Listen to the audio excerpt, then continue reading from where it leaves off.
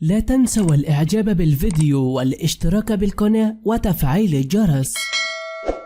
وفاة الفنانة الإيرانية المعارضة مرجان سوتروبي. توفيت الفنانة الإيرانية المعارضة مرجان سوتروبي التي نالت شهرة عالمية واسعة برؤيتها المصورة وفيلمها بوليس في باريس عام 56 عاما. وقالت عائلتها في بيان لوكالة فرانس بيرس: رحلت مرجان سوتروبي حزنا بعد عام ونايف على وفاة زوجها وحبيب عمرها ماتيوس روبيا، هي المنتج والممثل وكاتب السيناريو الذي توفي في 8 أبريل 2025. وعاشت مرجان سوترابي في المنفى في فرنسا منذ عام 1994،